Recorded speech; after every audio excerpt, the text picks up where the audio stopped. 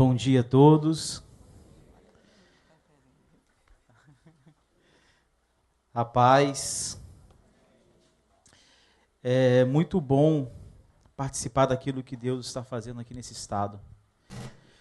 Eu não sou aqui desse estado, mas o meu coração é. Eu estou no Nordeste há 4 anos, há 4 anos e meio. Eu sou carioca, mas eu estou cooperando já no campo missionário, vai fazer 17 anos agora. Eu pareço ter 17, mas eu estou há 17 anos no campo. Se eu tirar aqui a barba, eu fico como um menino de 15 anos. Doce ilusão, né? Mas eu me converti com 18 anos. Me converti numa favela, num baile funk. Usuário de maconha. Tive um encontro genuíno com o Senhor Jesus. E quando eu conheci Jesus, eu percebi que Ele era tudo aquilo que eu precisava. Eu tive a minha vida completamente transformada, os meus sonhos transformados, a minha expectativa de vida. E eu lembro daquela parábola, quando Jesus vai explicar o que é o reino de Deus, lá no livro de Mateus, no capítulo 13, ele vai dizer que o reino de Deus é semelhante a um negociante que procura por boas pérolas. E quando ele encontra a pérola de grande valor, ele vai e vende tudo que ele tem e compra o campo. E eu lembro que quando eu conheci Jesus, quando eu percebi a voz de Jesus, quando eu percebi a ação dele em minha vida, eu falei, cara, eu não preciso de mais nada na minha vida, a não ser ele. Então eu tenho 17 anos de busca intensa pela presença de Deus. Depois desse tempo eu comecei a me aprofundar, a estudar nas escrituras, eu me dediquei a estudar tanto a parte missiológica quanto a parte voltada à teologia. E eu tenho cooperado hoje em alguns lugares que o Senhor ele tem me levado, mas o Senhor ele deixou meu coração aqui no Nordeste. Então, há 4 anos atrás, eu estava pastoreando em Cabo Frio, Rio de Janeiro, quando o Senhor ele nos chamou para poder vir para o Piauí. Então eu cheguei no Piauí há 4 anos e meio atrás, plantamos uma estrutura voltada a uma base missionária, e depois de 4 anos com trabalho estabelecido, hoje nós temos 7 novas igrejas plantadas, em comunidades onde que não tinha antes, alguns quilombos, e algumas comunidades, vilarejos, e temos 11 projetos sociais ativos funcionando. Nós temos uma fábrica onde que a gente faz violões, uma fábrica que a gente faz brinquedos, e temos hoje a 2ª melhor escola de balé do estado do Piauí. Tudo isso que a Igreja do Senhor ela promoveu e está desenvolvendo numa cidadezinha pequenininha lá do Piauí. Quando foi no ano passado, no mês de junho, eu entendi que o tempo nosso ele tinha terminado lá. Nós estamos com 24 missionários lá. E eu que fui lá e comecei o trabalho, eu entendi que meu tempo terminou. Eu já estava praticamente imprestável ali na missão. Todos aqueles que vieram após, eles estavam desempenhando um trabalho bem melhor do que eu. E eu percebi que era o tempo de sair. Então eu coloquei a proposta no coração de sair daqui do Brasil. Eu falei, Senhor, eu quero ir para outro lugar, eu quero conhecer outros povos. E durante a caminhada eu tive o privilégio de conhecer outros povos, outras nações, mas eu queria ir embora do Brasil. Não tem nada a ver com questão política, não tem nada a ver com a crise do Brasil, mas eu queria trabalhar em lugares onde que é escasso, onde que não tem nem... onde que precisa também. Enfim, a gente ia para a Tailândia, estávamos tudo certo, iríamos trabalhar numa missão que ela combate a questão do tráfico humano e também trabalha com os refugiados. E a gente fez uma viagem no mês de junho e durante a viagem nós oramos e pedimos uma direção a Deus clara sobre isso. E eu lembro que o Senhor, Ele fez a gente lembrar de um momento que eu tive com Ele em 2007. Eu era missionário lá no norte do Brasil. E eu lembro que durante um culto, acabou o culto, e eu fiquei um tempinho a mais orando. Eu pastoreava uma igreja lá. E o Senhor, Ele me deu uma visão.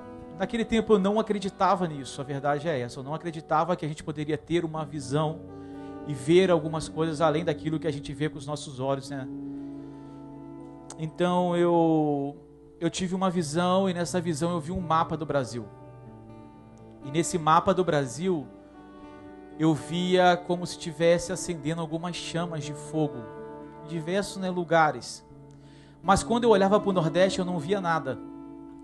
E eu falei, Senhor, e o Nordeste? Eu tenho um carinho especial, porque que minha família toda ela é de Pernambuco. Então, meu sangue é pernambucano. Então, eu comecei a perguntar, Senhor, e como é que vai ser o Nordeste? Como que é o Nordeste? E o Senhor falou assim, acalma o coração. De repente, no Nordeste, eu vi acendendo como se fosse uma fogueira grande. Maior do que tudo que estava acontecendo nos outros estados ou nas outras, né, regiões. Isso foi em 2007. Quando foi em 2014, o Senhor levou a gente para o sertão do Brasil, para viver no Nordeste. E quando eu cheguei lá no primeiro dia, o Senhor, Ele me fez lembrar e falou assim, você vai viver isso. Você vai viver parte daquilo que vai ser um avivamento no Nordeste. Então eu só queria te dizer que você faz parte daquilo que Deus, Ele vai fazer. Antes da gente, antes da, né, geração nossa, teve outros homens que vieram. E esses homens plantaram. Eu soube de algumas histórias em alguns interiores. Eu conheci um pastor que ele foi expulso a pedrada. Eu conheci um outro pastor que prenderam o filho dele 15 dias em casa. No caso, deu em cativeiro numa casa. E tudo para que ele pudesse sair do lugar, simplesmente porque ele estava pregando a palavra de Deus. Então teve uma geração que veio, ela está aqui entre nós, e essa geração, ela doou a sua própria vida. Ela preparou o caminho. Hoje a gente já não passa mais por tantas coisas como foi a geração passada. Nós temos que dedicar a vida também a eles, honrar a vida deles por tudo aquilo que eles vieram antes e plantaram. E isso também faz parte daquilo que o Senhor, Ele vai promover aqui nesse lugar. E quando nós estávamos falando, Senhor, para onde que a gente vai? Qual é o estado que a gente vai? Senhor, direciona a gente, por favor. E o Senhor mostrou aqui em Alagoas. E quando Ele mostrou aqui em Alagoas, a primeira palavra que veio no meu coração foi: Alagoas será um celeiro de missionário para as nações. Eu trabalho com missões há muito tempo, eu sou, né, um estudioso dentro da área. E não sei se você sabe, mas esse é o estado que hoje envia menos gente para as nações. Onde tem menos, né, missionários. É o estado que menos financia missões. Mas eu creio que essa realidade, ela vai ser transformada para a glória de Deus. A gente vai ver os nossos amigos, os nossos parentes, alcançando os lugares que não foram ainda alcançados, pessoas que vão desbravar nações, que vão entrar em povos e vão transformar através de uma mentalidade do reino de Deus. Eu creio nisso. Então eu queria te dizer que você está numa terra fértil. Você está num lugar que é promissor. Sabe quando você está procurando um trabalho e você vai e entrega o currículo numa empresa que é grande, que paga bem? Eu queria te dizer, Alagoas é esse lugar. É um lugar promissor. É um lugar que está separado no coração de Deus para preparar pessoas, para treinar pessoas, para capacitar pessoas. E esse tempo nosso junto aqui, eu creio que é um dos sinalizadores. É uma sinalização de Deus. Se você vê quem está do seu lado, essa pessoa é promissora. Legal, um olhando para o outro. Essa pessoa, ela é promissora para aquilo que Deus quer fazer aqui nesse estado. O único direito que você não tem aqui nesse tempo é de ver tudo isso acontecer e continuar tendo a mesma vida. Esse não é um direito nosso mais. Não é mais tempo de ficar olhando tudo e achando tudo bonito e bater palmas e achar lindo, mas não se envolver. Eu vou falar um pouco hoje sobre o padrão de vida, sobre quem é o nosso padrão de vida. O nosso padrão de vida, Ele é o Rei de toda a glória. João 1 diz que o Verbo se fez carne e habitou entre nós. Ele poderia ficar no seu trono de glória, olhando para tudo isso e batendo palma. Mas Ele não fez isso. Ele escolheu se envolver. O Verbo encarnou. O problema da nossa geração, às vezes, é que a gente acha tudo muito lindo. A gente acha tudo muito maravilhoso e bonito. Mas parece que existe um muro que nos impede de viver a realidade do reino de Deus. Parece que existe um muro que nos impede de transformar a comunidade onde que a gente mora. Parece que existe um muro que impede a gente de enxergar que existe um mundo a ser conquistado além das nossas paredes. Mas eu creio que essa realidade está mudando nas nossas vidas. Eu creio nisso. A nossa equipe, ela esteve em São José da Tapera agora. Uma cidade que tem algumas igrejas e que tem muitos sítios. Eu, se eu não me engano, de sítio deve ter quase 60 ou 70. Não sei quem que mora lá. Alguém que mora lá? Em São José da Tapera? Não, né? Acho que tem 70 sítios lá e 4 povoados, alguma coisa assim. A nossa equipe chegou no povoado agora, foi uma equipe médica lá. E chegou numa comunidade e o rapaz, ele foi a primeira vez no sertão, a primeira vez lá nessa comunidade. Quando ele chegou lá, ele perguntou à mulher, já teve algum culto aqui alguma vez? A mulher falou assim, nunca em toda a história. Eu sou a pessoa mais antiga aqui nessa comunidade, uma comunidade de aproximadamente 200 pessoas. Nunca teve um culto durante a história dela. Então, não sei se você sabe, mas o nosso estado, das 60 cidades menos evangelizadas aqui do Brasil, o nosso estado tem 11 cidades. Nós somos um dos estados menos evangelizados aqui do Brasil.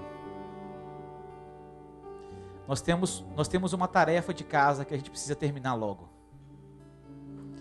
Eu espero que você saia daqui desse tempo com uma realidade transformada dentro de você. De não apenas ver e achar bonito, ou de não só apenas financiar isso, mas de se envolver com aquilo que o Senhor está fazendo. Sabe que a proposta de Jesus, a vida de Jesus, as pessoas perguntavam, Jesus, por que você faz essas coisas? Como é que você realiza tudo isso? E ele falou assim, eu só faço aquilo que eu vejo o Pai fazer e faço igual. Nada é de mim mesmo, nada. Eu só faço o que eu vejo o Pai fazer. Eu tenho uma pergunta a te fazer. O que o Pai está fazendo agora? O que o Pai está fazendo na sua cidade? O que o Pai está fazendo no bairro onde que você mora? O que o Pai deseja fazer na sua casa?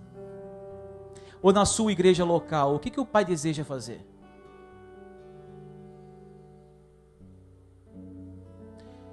O salmista Davi, lá no Salmo 110, ele vai dizer que ele lança uma profecia.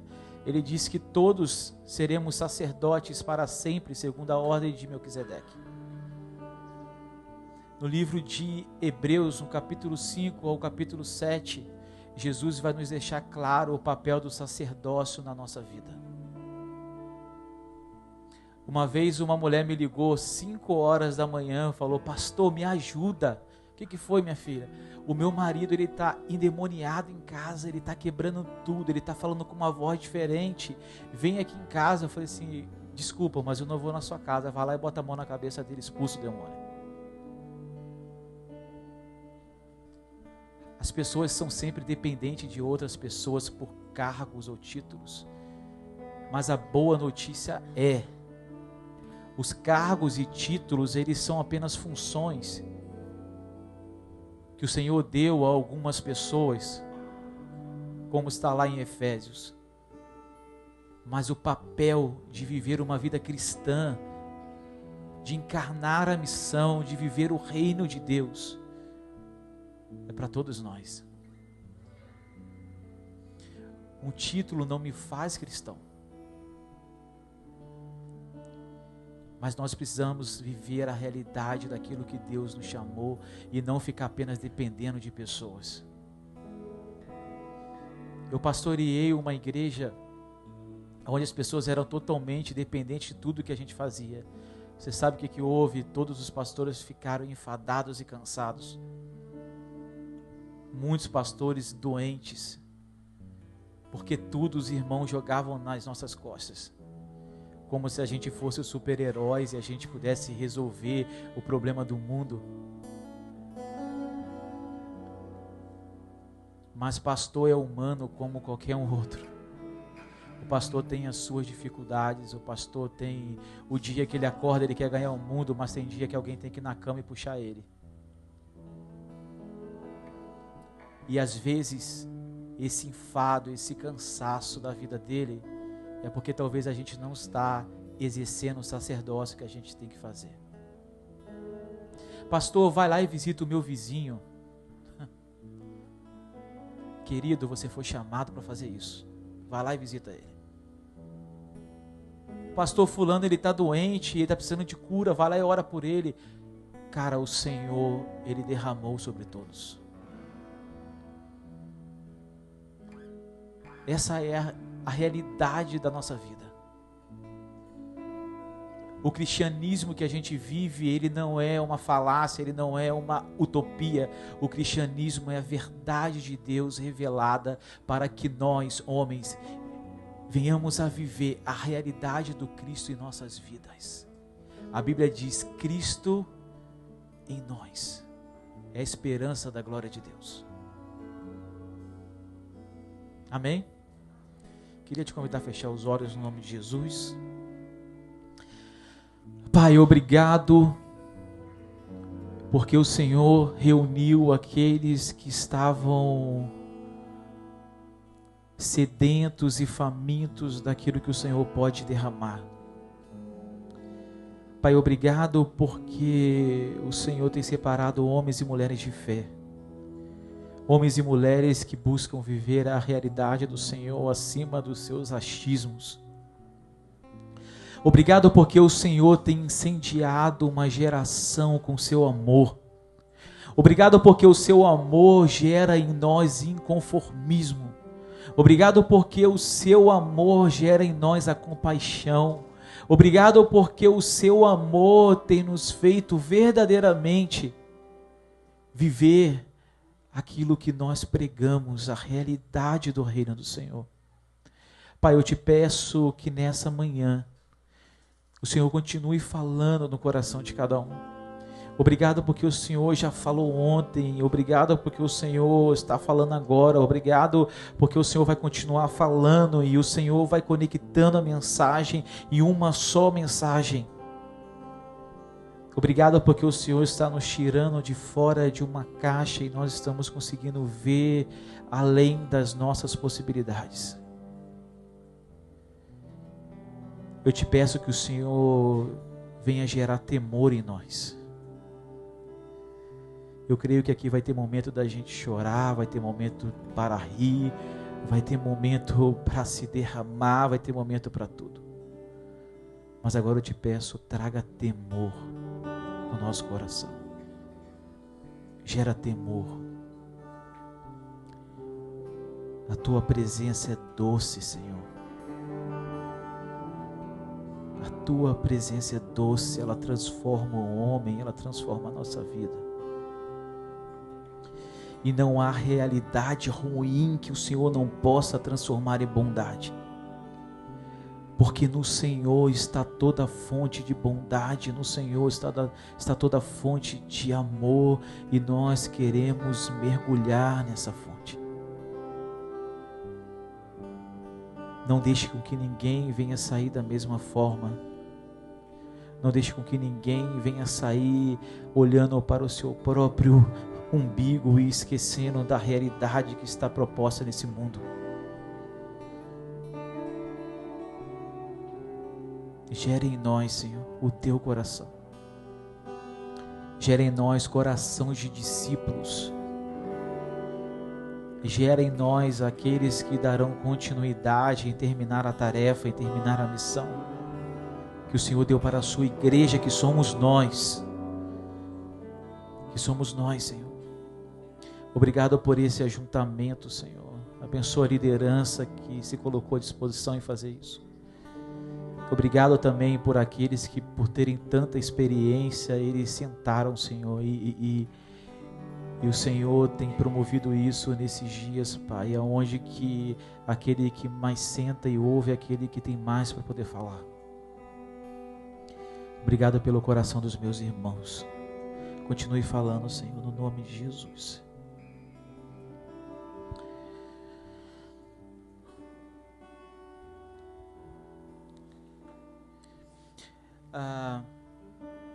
Muitas coisas estão mudadas desde quando eu comecei na missão para hoje.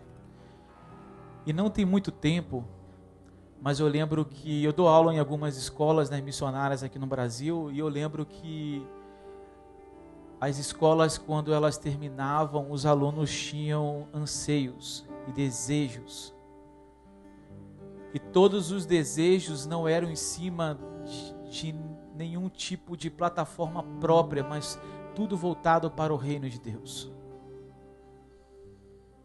Com a modernização mais atual agora, com a internet, é como eu falei agora há pouco, a gente tem muitas luzes, a gente tem muitos aplausos, a gente tem muita gente que sabe de tudo, a gente tem muito teólogo de Facebook, a gente tem muitas pessoas que conhecem tudo, mas quando chega na realidade prática não tem funcionalidade.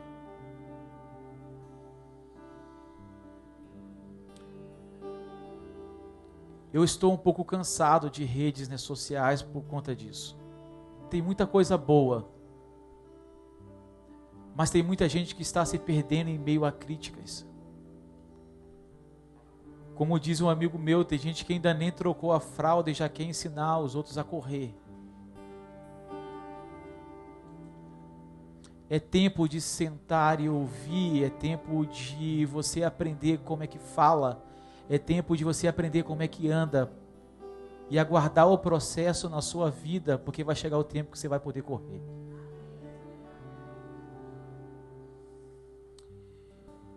Então, entre a teoria e a prática, existe um abismo. Por exemplo, cara, é incrível como todo mundo sabe de tudo. Eu não estou dando um discurso aqui revoltado, eu não estou revoltado, eu estou indignado.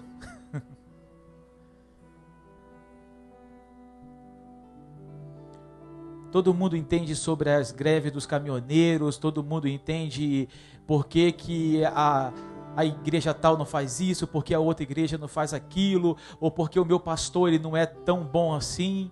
Eu vou te dar uma notícia legal, eu vou te dar um conselho, na verdade, para os mais novos. Se o teu pastor ele não é tão bom assim, se a sua igreja não é tão boa assim, não é tempo de você só ficar criticando eles ou falando mal deles, é tempo de servi-los. Porque se o pastor é tão ruim assim, a igreja é tão ruim assim, precisa de alguém tão bom como você.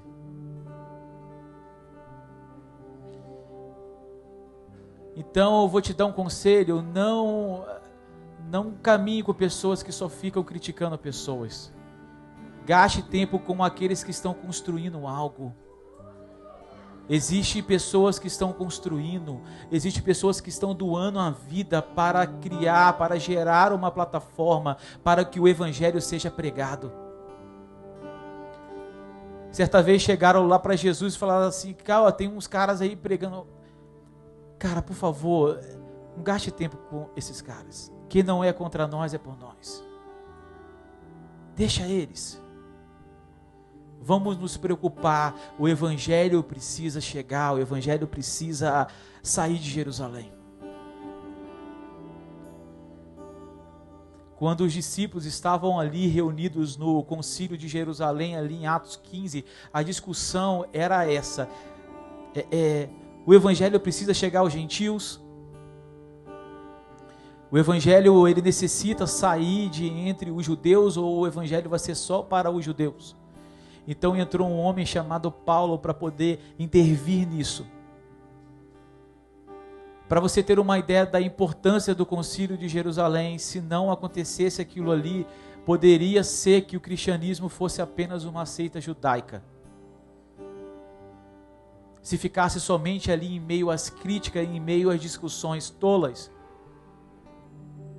Se não fosse Paulo ter que chegar e peitar o próprio apóstolo Pedro em alguns momentos, o evangelho não iria se difundir entre os gentios.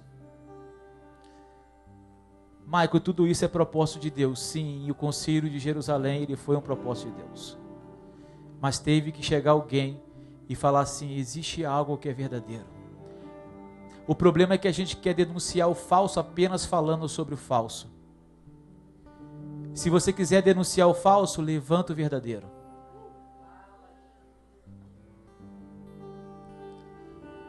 Gaste tempo com o verdadeiro.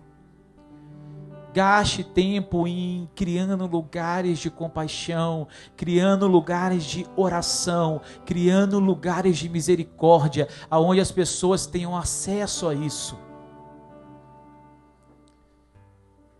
Por isso que entre a teoria e a prática existe um abismo e tem muitas pessoas que estão ali, presas em meio àquilo.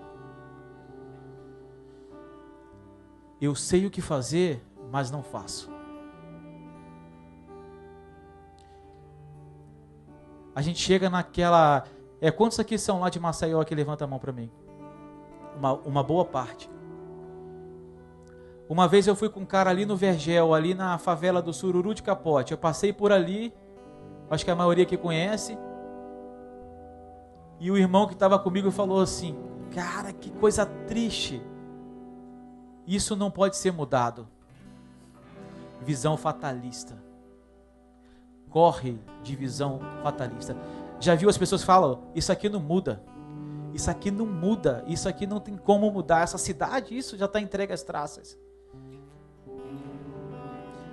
A visão do reino de Deus, ela crê que o evangelho é transformador.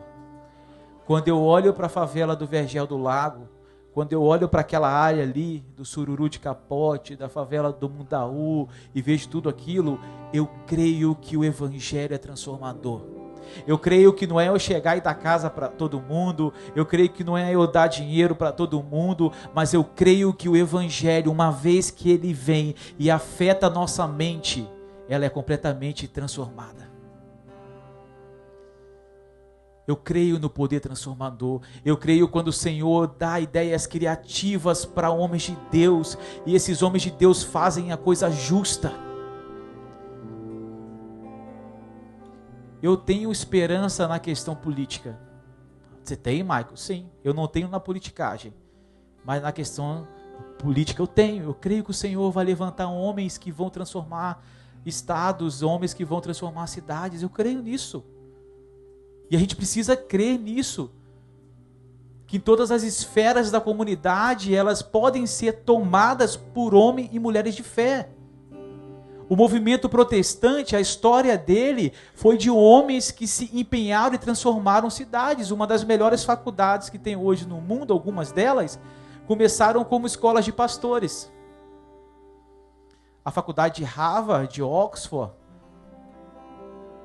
que são uma das mais tops do mundo, foram através de protestantes que entenderam que uma vez que o reino de Deus chega num lugar, ele precisa causar transformação. Nós estávamos na Praça dos Martírios e minha esposa foi e sentou com uma menina de 16 anos. Toda quarta-feira à noite a gente está lá naquela praça lá. A gente leva comida, mas a gente fica ali umas 3 horas ali com eles ali sentado ali, ouvindo eles e e de alguma graça o Senhor tem nos dado a oportunidade de tirar algumas pessoas dali. E minha esposa sentou com uma menina de 16 anos.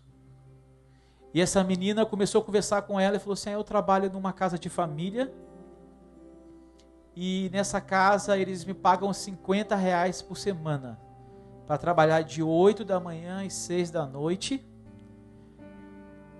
para arrumar casa, e a casa, ela falou que é uma casa grande, para poder cozinhar, para poder lavar roupa, passar, R$50 por semana. Aí depois ela falou assim: e a minha mãe, mataram ela na minha frente, ela é do Brejal ali. Mataram a minha mãe na minha frente, e meu pai, quando foi correr, mataram ele também. E minha mãe, quando estava no chão, agonizando, ela falou: filha, você que é a mais velha, cuida de todos os seus irmãos. Na verdade, ela tem um que é mais velho, mas só que ele está preso. E ela cuida de todos os irmãos, eu não sei quantos são, acho que são mais de 7. E sabe o que ela falou lá com a minha esposa? Eu não tenho outra alternativa, eu vou ter que vender o corpo.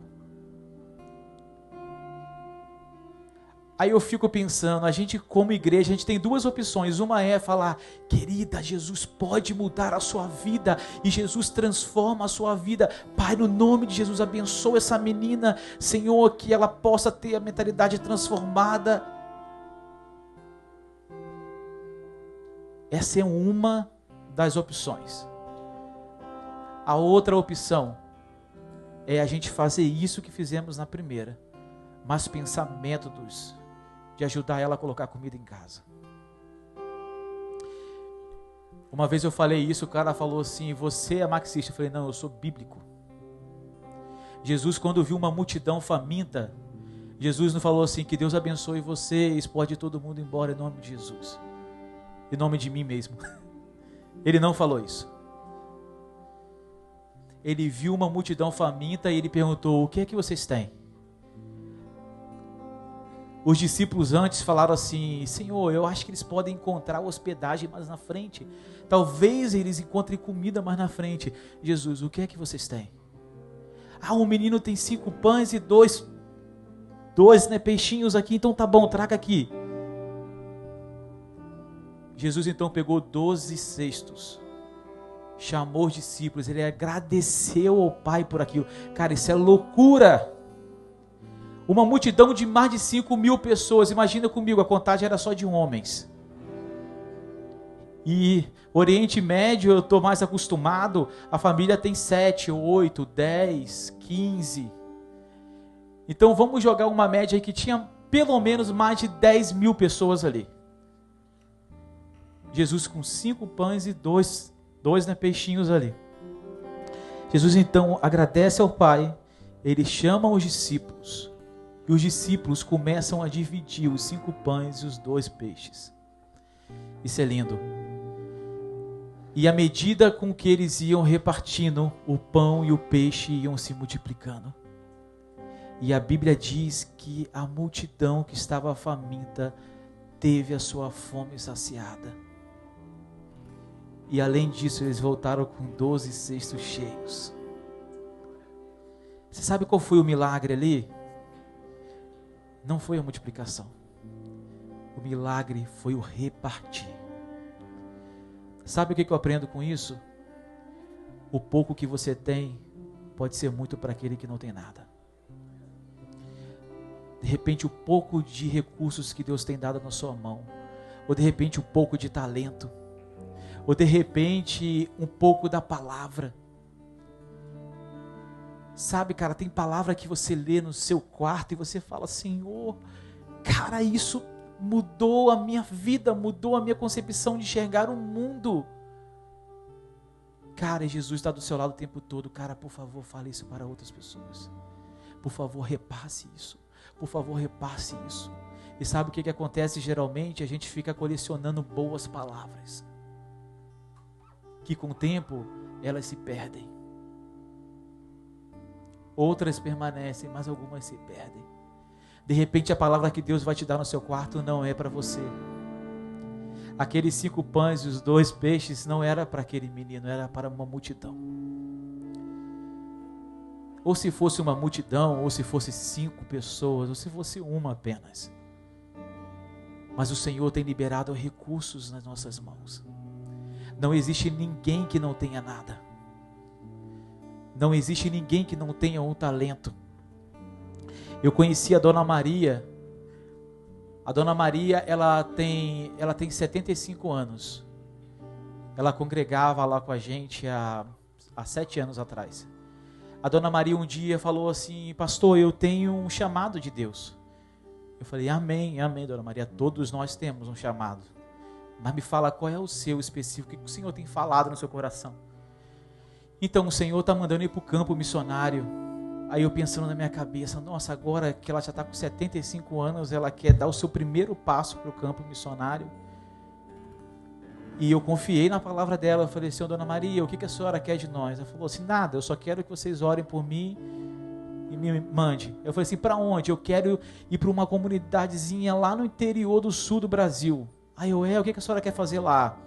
O que a senhora sabe, né, fazer? Então, pastor, o problema é esse. Eu só sei fazer tijolos. Eu cresci fazendo, né, tijolos. O meu pai sabia fazer tijolos e me ensinou a fazer tijolos. E eu lembro que eu tinha escutado uma história um tempo atrás semelhante, de uma pessoa que só tinha uma habilidade e ela queria dedicar aquela habilidade dela ao reino de Deus. E a Dona Maria, então, ela foi para essa comunidade era toda cheia de casinhas de madeira. E estava tendo seríssimos, né, problemas com ratos e tantas outras coisas.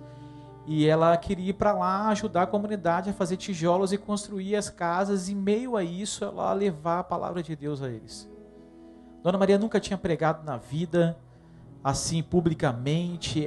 Ela não tinha grandes habilidades, oratória e nada disso. Mas ela queria dedicar o talento dela a ajudar pessoas. Então os filhos abençoaram financeiramente. E a Dona Maria foi para o sul do Brasil.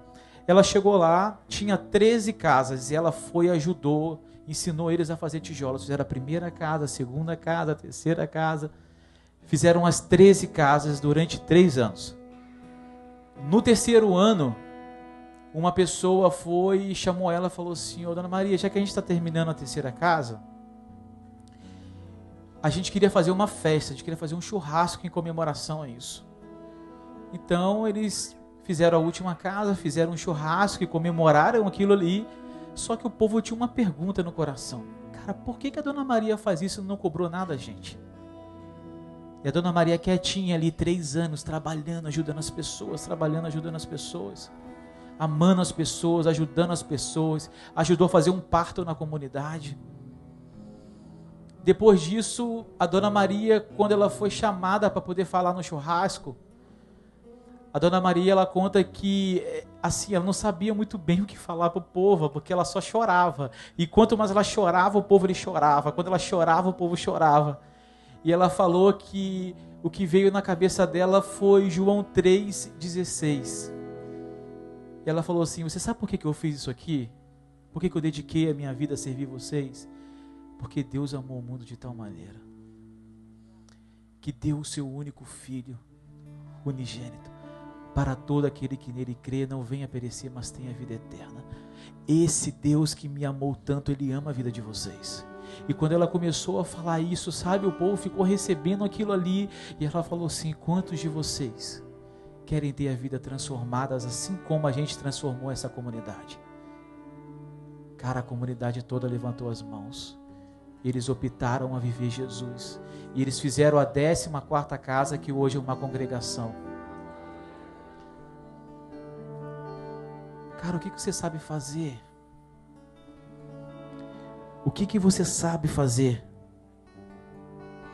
Abre comigo a sua Bíblia, no livro de Mateus, no capítulo 28. Eu vou ler um versículo aqui, senão vão falar: pô, o cara veio só, contou a história e não pregou. Mateus, capítulo 28. Deus é bom. Ele é bom. Mateus capítulo 28, versículo 18. 18, 19 e 20.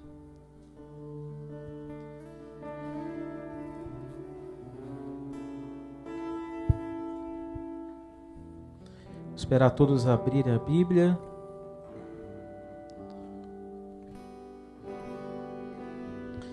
Primeiro livro do Novo Testamento, Mateus capítulo 28, versículo 19, versículo 18, 19 e 20. O tema dessa conferência é Atos 29, expandindo o reino de Deus como discípulo de Jesus.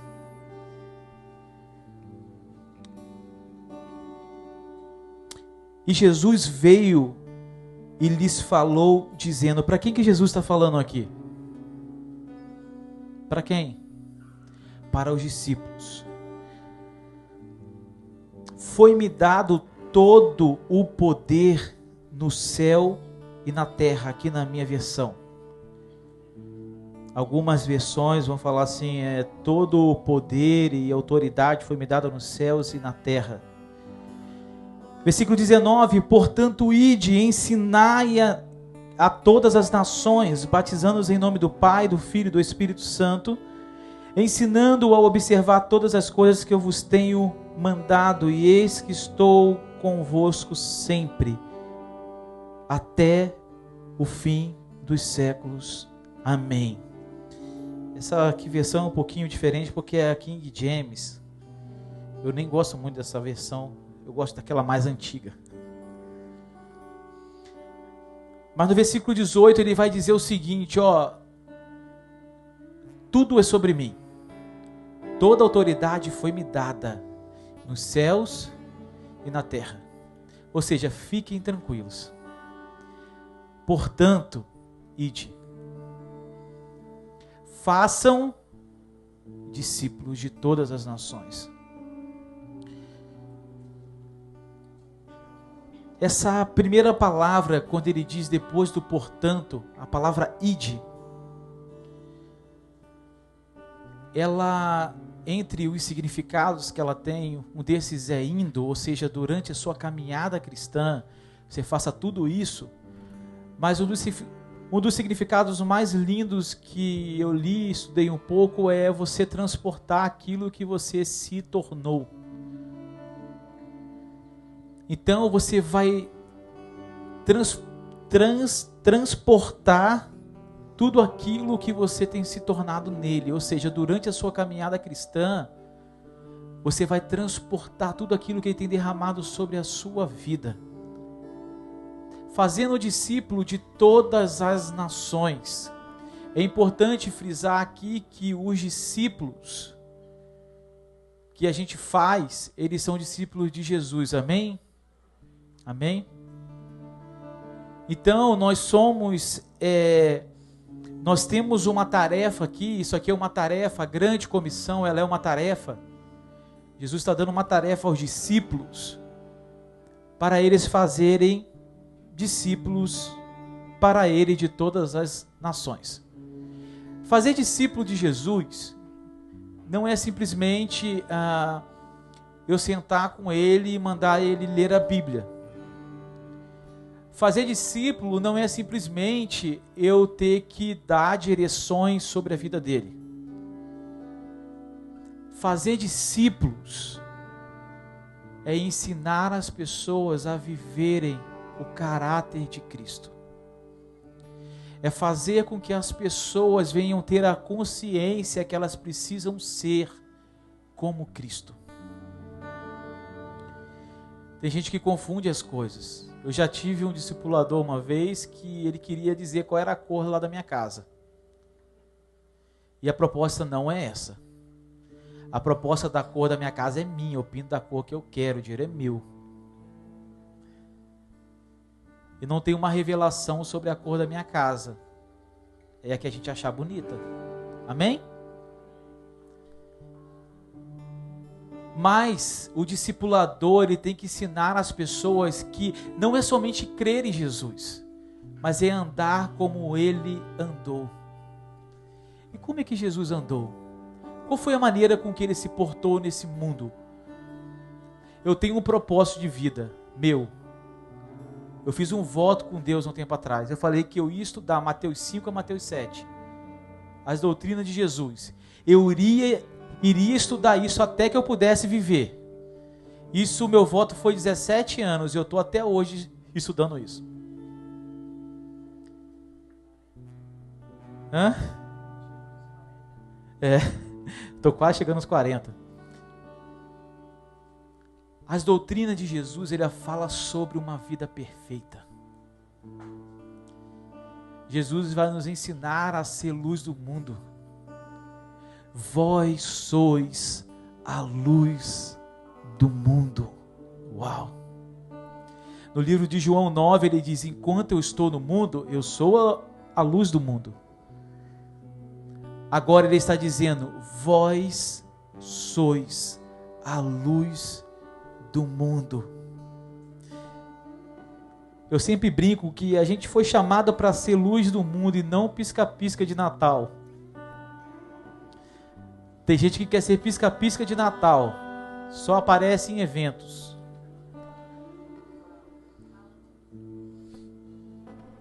A luz do mundo, ela vai iluminar os lugares escuros todos os dias. Sabe uma das orações que a gente precisa fazer? Senhor, me leva para o lugar mais escuro da minha cidade. Leva-me aos corações mais escuros. A história conta sobre um homem chamado General William Booth. Esse cara foi fantástico. Quantos aqui conhecem o Exército da Salvação? Aqui, levanta a mão para mim, por favor. O Exército, ele começou há um tempo atrás nas ruas de Londres. Um homem inconformado com a vida, com aquilo que estava acontecendo na cidade dele. Aonde os prostíbulos estavam cheios, aonde os bares estavam cheios, aonde pessoas estavam perdendo a vida com drogas e tantas outras coisas, pessoas famintas. E aquele homem então, sai ele e a esposa dele pelas madrugadas com um filhinho de colo, indo de bar em bar e pregando, indo em prostíbulos e salvando mulheres de lá, levando comida às pessoas que estavam nas esquinas. E aquele homem dedicou a vida a fazer isso. E uma das frases dele que marcou meu coração foi: enquanto existir uma menina perdida nas esquinas, eu lutarei. Enquanto existir um bêbado remanescente, eu lutarei. Enquanto existir homens traindo as suas esposas em bares, eu lutarei. Enquanto houver um coração em trevas, eu lutarei até o fim. E assim foi a vida desse homem, que dedicou até os últimos dias. Falaram que no dia do velório dele estava uma multidão de pessoas. E naquele dia do velório, as pessoas passavam diante do caixão dele e gritavam: eu era uma prostituta, hoje eu sou uma mãe de família. Eu era um bêbado, hoje eu sou um pai responsável. Eu era uma menina que estava perdida, hoje eu encontrei um lar.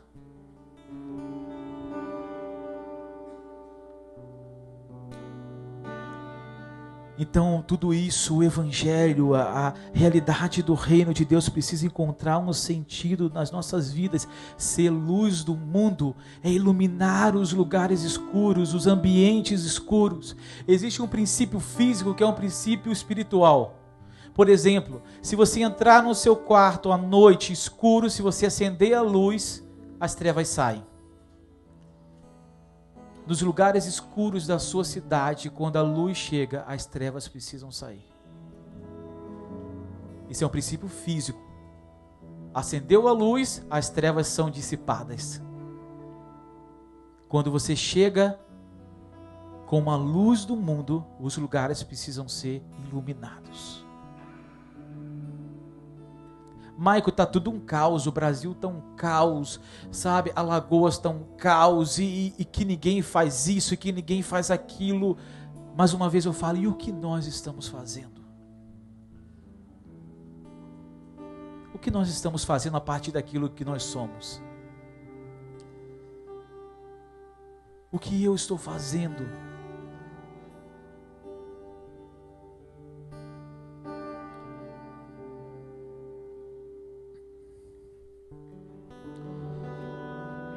Portanto, ide, façam discípulo de todas as nações, batizando-os em nome do Pai, do Filho e do Espírito Santo,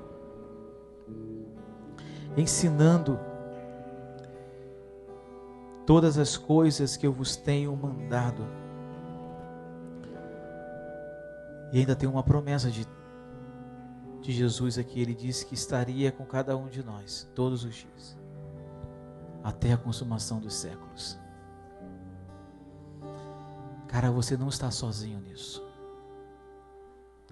Quem está impulsionando a sua vida, quem está te dando fôlego, quem está fazendo você prosseguir é o Senhor. O Senhor está movimentando isso dentro de você. Ele está preparando o ambiente para que você possa ir. Nós estamos num processo de vida, nós estamos num processo de santificação, nós estamos num processo de evangelização do mundo. E nesse processo de evangelização, nós temos que nos submeter a Ele.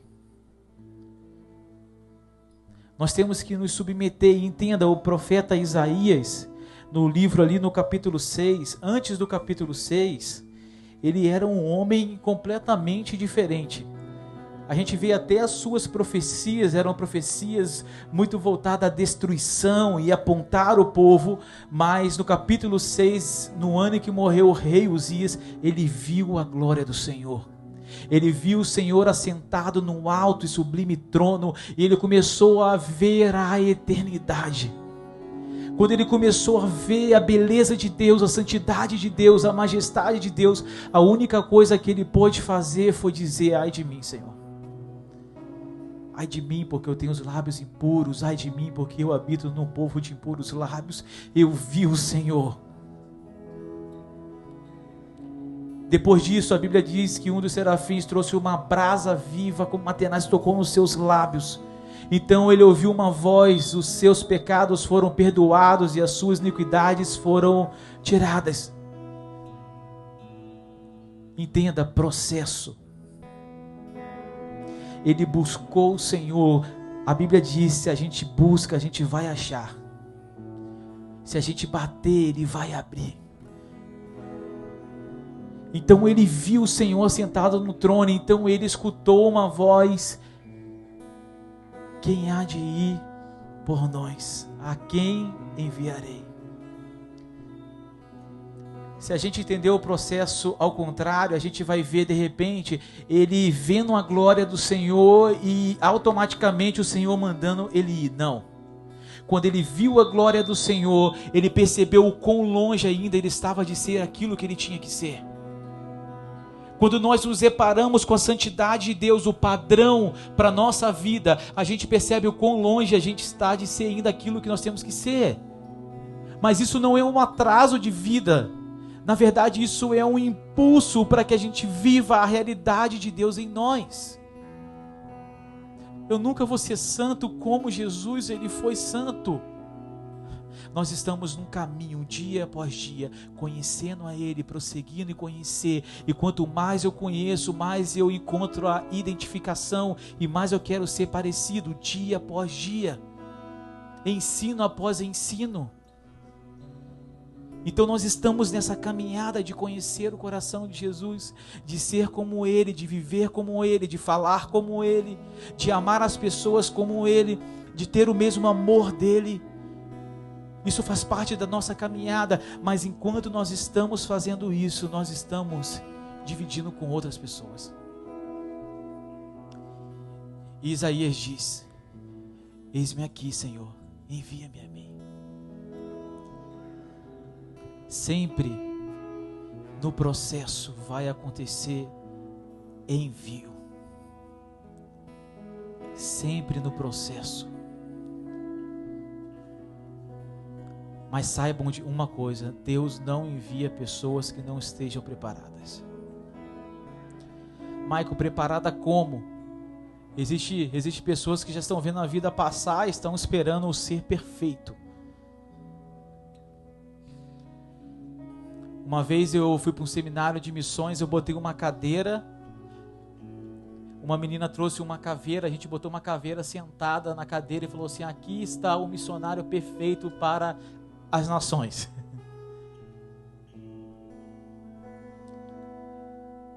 Eu gosto de uma frase de um missionário chamado Hudson Taylor. Ele diz que não são os grandes homens que transformam o mundo, mas sim pequenos e fracos nas mãos de um grande Deus. Esses somos nós. Nós somos essas pessoas frágeis, às vezes debilitados, sabe? Às vezes parece que está faltando alguma coisa, mas nós precisamos nos lançar naquilo que Ele está fazendo. Nós precisamos dedicar a nossa vida àquilo que o Senhor Ele quer fazer. E isso vai custar. O Evangelho, o reino de Deus, ele custa caro. Sim, ele custa caro. A Bíblia diz que não foi com prata e nem com ouro, foi com o sangue precioso do Cordeiro que Ele comprou a sua vida. Em Apocalipse capítulo 5 diz que com o seu sangue Ele comprou para Ele mesmo gente de todas as tribos, raças, línguas e nações. O preço é caro. Mas a boa notícia é, mesmo você sendo frágil, mesmo você às vezes não sabendo de muitas coisas, o Senhor Ele continua chamando discípulos, homens e mulheres de fé, homens e mulheres que sim, sabem que são pequenos, mas eles estão debaixo das mãos de um Deus Todo-Poderoso. O que nós precisamos fazer, Michael, para sermos um discípulo de Jesus? Nós precisamos ouvir a sua voz. Nós precisamos aquietar a nossa alma. Estamos vivendo num mundo de correrias o tempo todo. Às vezes o dia passa e a gente não consegue dedicar tempo a ouvir a voz de Deus. Às vezes a gente acha que a oração é apenas um monólogo. Deus Pai maravilhoso, Criador dos céus e da terra, do resplendor, da glória e tudo. E você fala, e depois você fica quieto e acabou a oração. Isso é um monólogo. Oração é um diálogo entre duas pessoas, você e Ele. Você fala e Ele fala também. Se você só falar, você não vai ter direção. Lembra que Jesus falou? Eu só faço aquilo que eu vejo o Pai fazer, ou que eu ouço o Pai fazer, e faço igual. A gente não sabe o que fazer com a nossa própria vida, a verdade é essa. Nós temos um padrão, o padrão é Jesus, e Jesus ele ouvia o Pai. Mas após ouvir, eu tenho que obedecer. Não é simplesmente ouvir, a gente escuta sermão e aquele sermão mexe, a gente chora e a gente vai para o congresso e sabe, e os pastores falam, as pessoas falam e a gente é comovido e a gente fica emocionado, ou às vezes desperta algo na gente, mas quando chega na segunda-feira o negócio acaba. Meu coração acende, mas depois ele apaga. Eu gosto muito de uma história do missionário que ele estava voltando do campo fracassado. Ele não conseguiu aquilo que ele tinha colocado no coração dele. E ele foi para um outro povo, e chegou lá e pregou e nada aconteceu. Ele voltou revoltado, com o coração triste. E a história diz que ele entra num navio, e quando ele está no navio, ele escuta uma canção. E ele desce lá no porão do navio, e tinha alguns homens ali trabalhando, colocando carvão para o navio poder ir. E quando ele escuta a canção, aqueles homens estavam cantando que o Senhor é bom, que o Senhor é maravilhoso. E ele falou: como é que pode esses caras trabalhando escravos? Todo sujo de carvão, nesse calor, nesse inferno, e cantando. Ele desceu lá para poder ver. Ele devia estar reclamando lá da vida dele, desceu. Quando ele desceu, ali no porão do navio, tinha alguns homens. Esses homens eram homens que eram os moravianos, parte desses homens. Os moravianos são aqueles que viviam na Morávia e que viveram o maior movimento missionário de todos os tempos. Naquele tempo foram mais missionários enviados para o mundo todo que todas as igrejas juntas naquele tempo. Estudem sobre o movimento Morávia, tremendo. Então aqueles homens estavam ali cantando e aquele missionário fracassado chega ali e começa a escutar a canção e aqueles homens param, eles sentam no chão e começam a compartilhar a palavra. Aquele homem escreve e ele disse que as palavras eram muito simples, mas aquelas palavras aqueciam o coração dele. Esse homem então, ele teve o seu coração completamente aquecido e ele conta essa experiência como a experiência do coração aquecido. Esse homem então volta para a Inglaterra e lá ele começa a pregar em praças e florestas. E em algumas florestas juntava uma multidão para ver ele pregar. E naquele tempo não tinha Facebook, não tinha outdoor, não tinha nada disso. E ele falava que ele ficava na floresta ali, orando ao Senhor, buscando ao Senhor. Ele relata no diário dele que ele queimava na presença de Deus. E as pessoas vinham para ver ele queimar na presença de Deus. E sabe o que houve? Esse homem foi um dos maiores evangelistas de todos os tempos. O nome dele é John Wesley.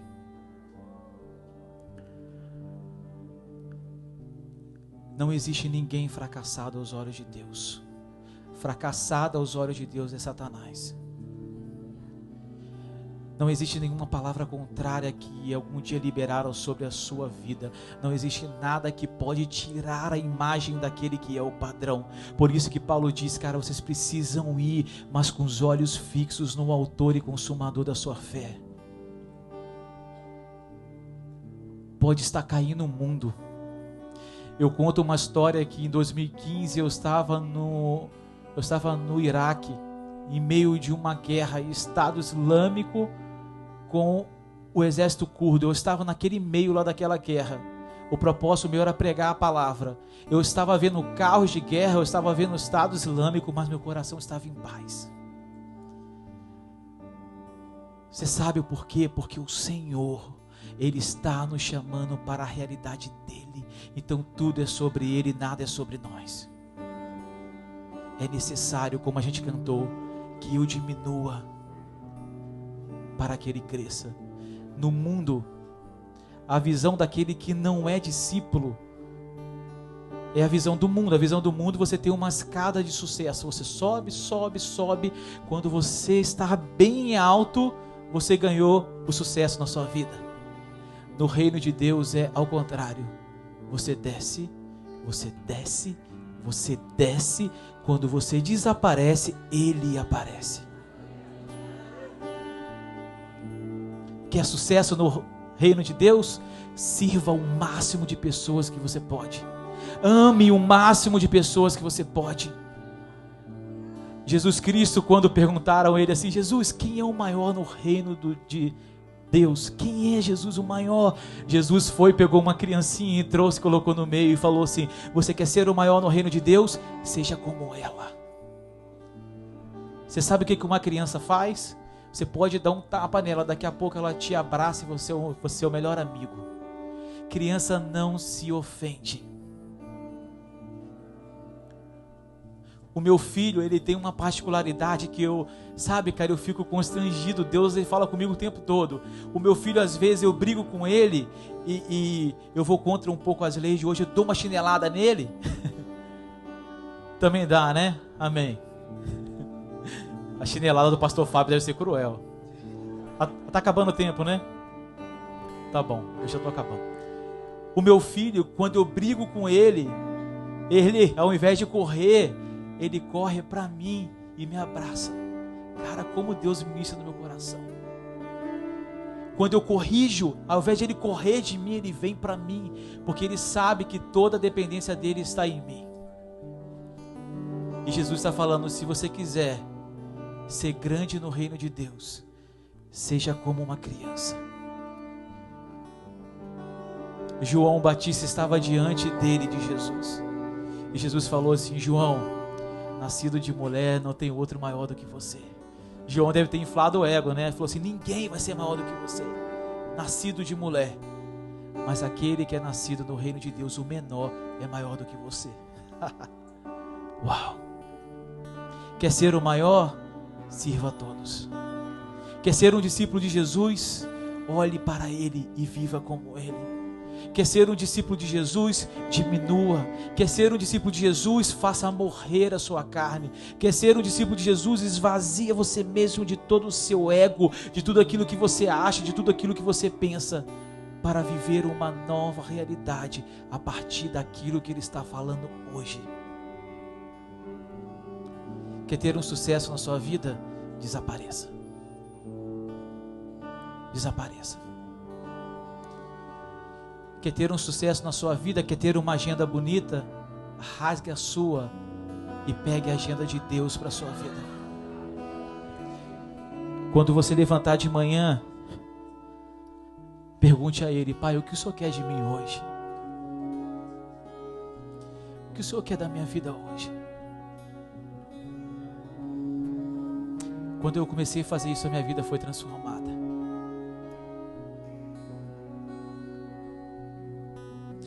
Esses dias uma pessoa me ligou e me pediu para eu poder ir pregar num congresso, e eu falei assim: cara, infelizmente eu não posso. A pessoa falou assim: por quê? Porque você tem uma agenda? Eu falei: cara, não, porque eu não senti para poder ir. Mas como assim? Então, minha vida é assim, cara. Vai ser bênção, mas eu não tenho que ir.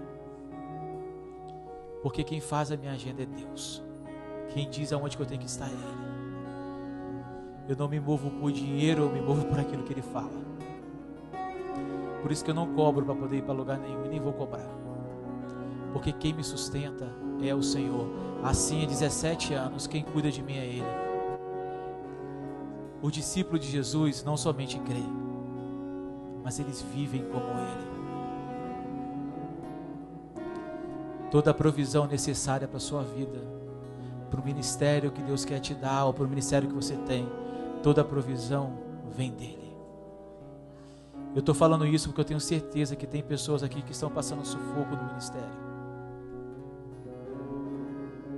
Perguntaram para Pedro: Pedro, o seu mestre não paga impostos? E falou assim: paga? Jesus chega lá para ele e falou assim: vai lá e pesca lá no peixe, vai ter uma moeda para poder pagar o meu e para poder pagar o seu. Querido, toda a provisão da nossa vida vem do Senhor. Uma nova oportunidade de trabalho, ou alguém vindo abençoando você. Esses são modos que Deus cuida de você. Queria te convidar a fechar os seus olhos, no nome de Jesus.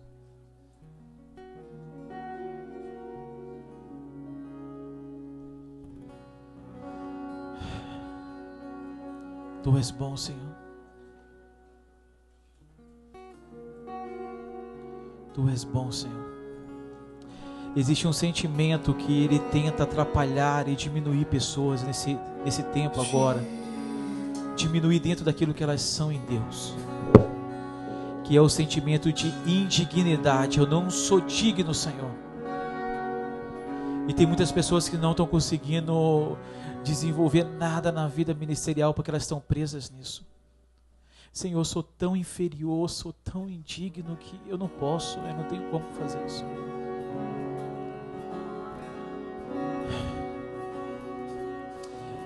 Lembre-se dessa frase que eu disse: não são os grandes homens que transformam o mundo, mas sim pequenos e fracos nas mãos de um grande Deus. Não são os grandes homens que transformam o mundo, mas sim os discípulos de Jesus. Aqueles que ouvem a sua voz e após ouvir a sua voz, eles obedecem ao Senhor. Eu sei que o Senhor tem movido corações aqui nessa manhã. Eu sei que o Senhor tem incomodado pessoas. Eu sei que o Senhor falou no coração de pessoas. Mas eu não queria sair daqui sem antes orar por você. Cara, você que sente que tem um chamado genuíno da parte de Deus, e você sente que tem algumas coisas que estão atrapalhando ainda, aprendendo, eu queria te chamar aqui, nós vamos orar por você. Nós, como igreja de Cristo, nós vamos suportar você nesse momento. Se você tem um chamado genuíno da parte de Deus, vem aqui na frente, vamos orar por você. Eu creio que o Senhor pode colocar dentro do seu coração estratégias.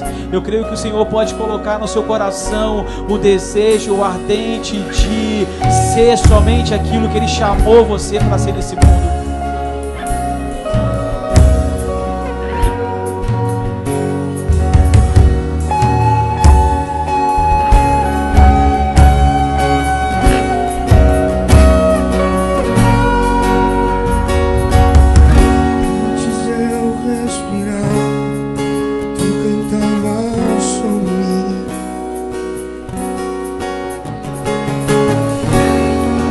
Tu tens sido tão, tão bom pra mim.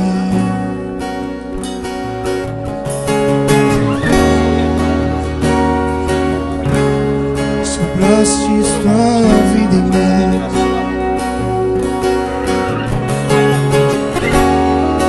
Tu tens sido tão, tão bom pra mim. Oh, impressionante, infinito, santo amor de Deus. Oh, que deixa as 99 só pra me encontrar. Não posso culpá-lo, nem merecê-lo, mesmo assim se entregou. Oh, impressionante, infinito, santo amor de Deus. Yeah!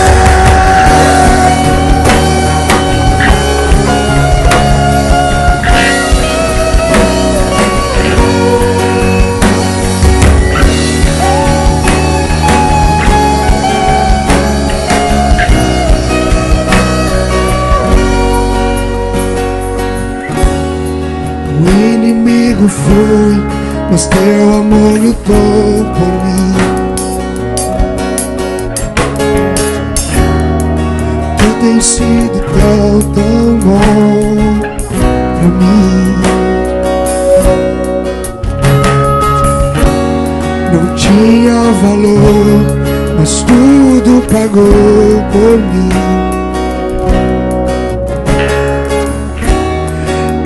Tem sido tão, tão bom pra mim. Oh, impressionante, infinito, santo amor de Deus.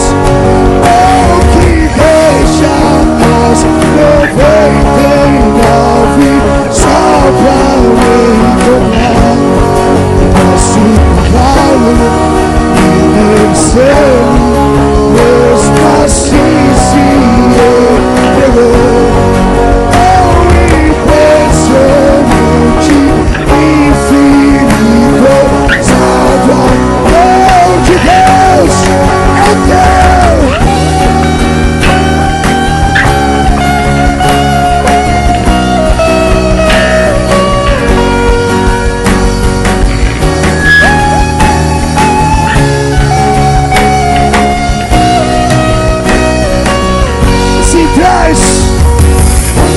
Das luzes para as almas, escala as montanhas pra me encontrar.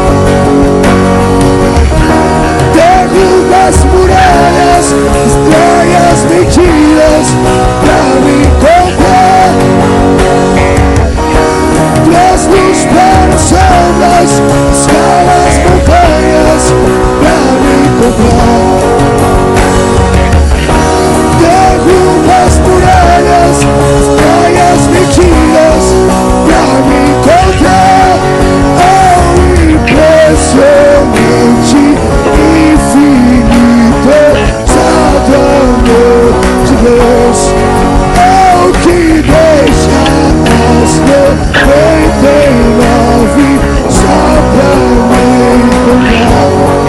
Posso comprá-lo, merecê-lo, mesmo assim se entregou.